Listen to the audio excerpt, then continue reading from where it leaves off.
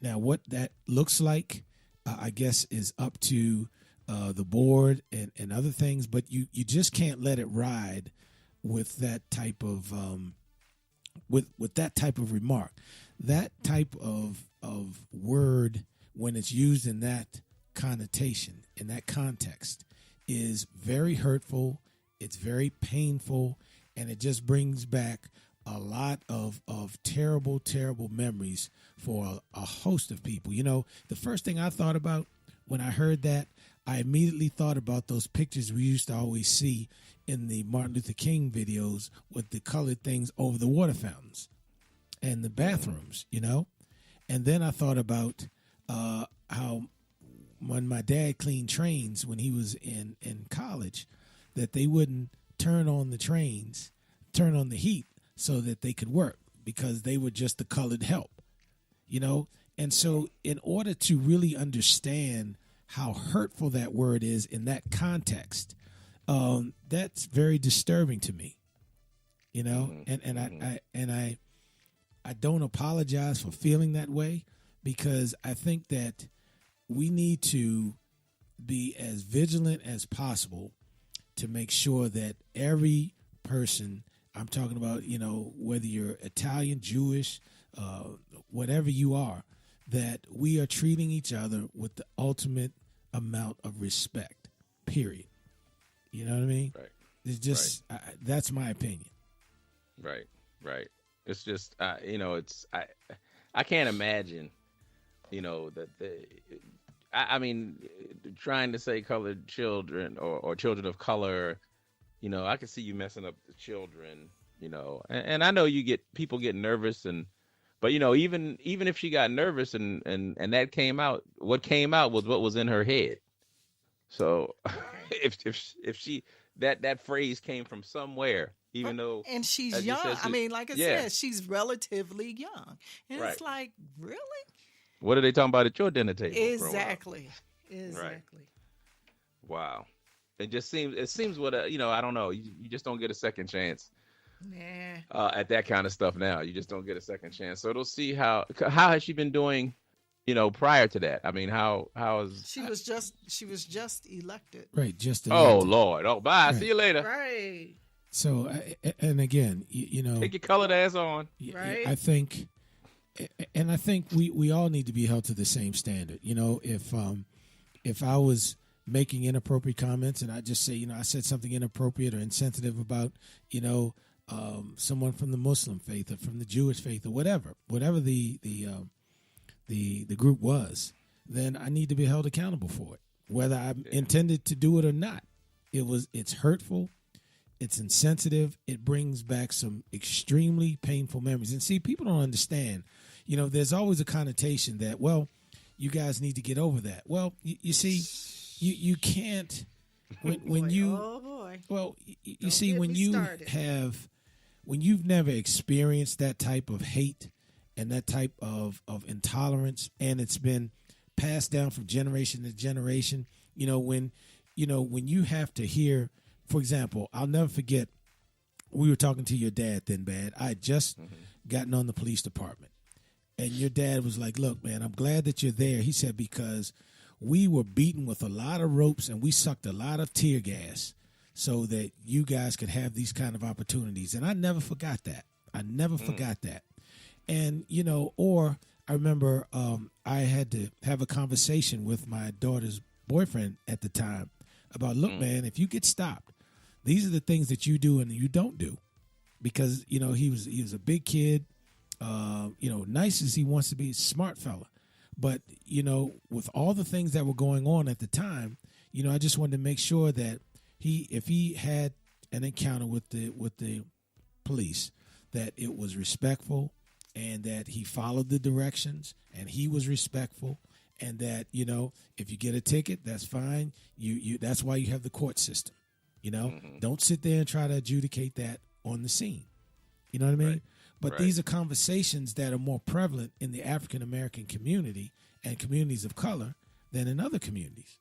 And you know, these are not conversations. You know, we should all feel that, you know, that we have the opportunity for the American dream if you're willing to work hard for it. Absolutely. If you're willing to work hard, put in the work, you should have every opportunity to live where you want, work where you want, and all that kind of stuff. But that is just that just strikes a terrible chord in my gut. Oh, yeah. Speaking of gut. Uh-oh. Speaking of gut, it is now okay. Check this out. It is now legal for your meat to have trace amounts of fecal matter. Oh yeah, well I'm good with that. I love a group of doctors want to change that. I'm always good for a little bit of fecal matter. Must be a group of vegetarian doctors. No, come on, man. There's nothing like then bad. You cut into that big steak with those potatoes and then you cut right into the core and get that good salmonella and put it on your potatoes, man. Oh, are you kidding me? Well, I just throw up a little bit in my mouth. That's crazy. Okay, so the point is, people are going crazy. Are you kidding me? Are you kidding me? You can have poop in your daggone food now, and it's cool. It's legal. Yeah, I guess they figure they can't stop it, so they're just gonna keep it going. They're like, well, we have to have a little bit in there. That's crazy. I think that's yummy. Give that special blend. Yeah. You can't eat nothing. You can't. People have lost their minds. Yes, so now agencies are losing their mind. Yes. But speaking of back on where we were about folks losing their mind and things being crazy. You know what? Then bad. She did it again. She just gave us one of these. She jumped into something and just didn't give us any transition. I'm Miss sorry. Susan, you know what? I don't want to hear it. Just sit down. Sit down. It just came out of nowhere. It just popped up on the CNN site. Don't want to hear it. Sit down. Go on over there. Go over there. Sit down. Sit down. I don't want to hear that. Turn your mic off. Turn it off. Put it. Shoot. Don't make me. Okay. I'm sorry. I'm sorry, Thin Bad. I'm sorry you had to hear that. Okay, Daddy. Oh God. Kunta. Kinte. Yeah, everybody, it's crazy. I just don't know what to make of it. The old folks, all the old church folks say, it's the end of times. The end is coming near. And, I hear all that, and I'm not, trying to be disrespectful for the old folks, but if that's all you got to say, it's the end of time, then what the hell are you doing here? I mean, really. What? I'm just saying, if that's all you got, because see, you understand. My father was a did she call radical. Did she call you by your street name again? Was a radical minister. So he was a radical minister, and he was like, faith and faith is an action word, and you've got to do something. You got to put your faith where your mouth is, and get up and do something. And you can't just sit back and say, well, this is the way it happened. I'm just gonna sit here and wait on the rapture because it's getting close. And I'm just going to sit here and wait because Jesus got to be coming close because people is losing their mind and something has got to be did. But you can't just sit on your hands. I mean, yeah, you pray, but how they say you gotta, if you believe that prayer changes things, then you gotta hit your knees and pray like it all depends on you. But then you got to get up and work or you got to pray like it all depends on God and get up and work like it all depends on you. And you just can't sit back and I just can't come to grips with the things that I'm hearing and seeing, as we touched on a couple of times now, this story out in the mall in America, I guess that's out in Minneapolis, where this young man just woke up one morning and decided I want to kill somebody. So he was going to go to the mall and he decided he wanted to kill somebody. Well, no, he was rejected. Remember, he did it because some girl rejected him or something. Oh well, there was something else initially when I first heard the story. I haven't heard this part about the girl, but the first story was he said and that may have been why he wanted to kill somebody because the girl rejected him. But he went one day and he couldn't follow through with his plan, and then he went the next day and threw a 5-year-old kid over the balcony. Yepper. Now I don't know how full the mall is, but if you're going, it's just crazy. I don't get it. I don't get that. What's the other thing that's happening? That was the young lady, as we're coming up on the 20th Right. anniversary. I can't The believe it's been Columbine 20 lady. years. Yeah, it's been too long. Yeah, wow. Wow. 20 years since Columbine, and here this young lady was again.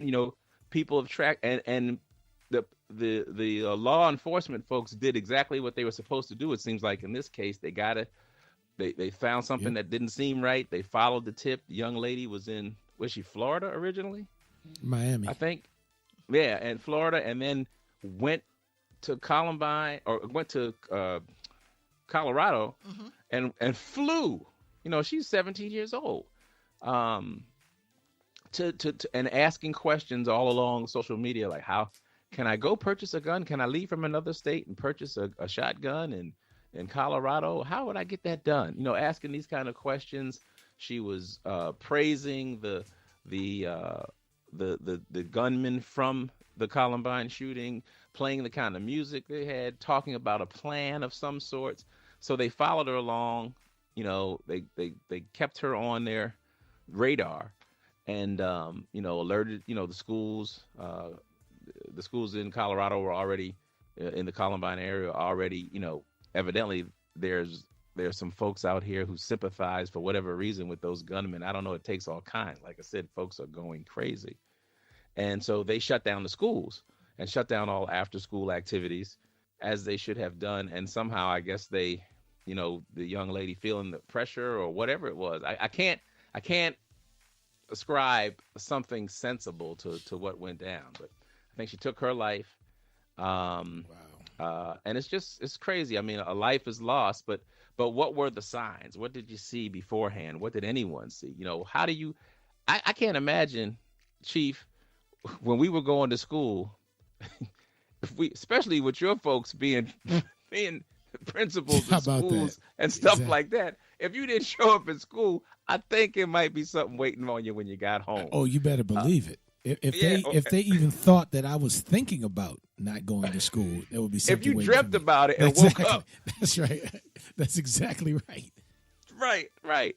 So I can't imagine what happens. How does a kid? I didn't have enough money to get on a Greyhound bus to go to the next county. How do you not go to school and then go get a plane and fly? I'm assuming she flew. Or even if she didn't fly, if she drove, I mean, that's some days there, but she had to have flown. How do you do that? How do you do that without your parents knowing or questioning, or maybe they did? I don't know. I just don't know what it is. I don't know if it's the fault of the generation ahead, or I mean, everybody's got to take some blame, because kids don't do, they do what they watch and they learn. That's right. And I don't know. And when they're so her when parents they notice didn't know they can she get was away gone? with stuff. I don't know. That's what I'm trying to figure out. I don't get it. I don't know how you could be gone from school, then out of town in another state, halfway across the country. That sounds like South Park. Yeah, this is crazy. Yeah. Wow.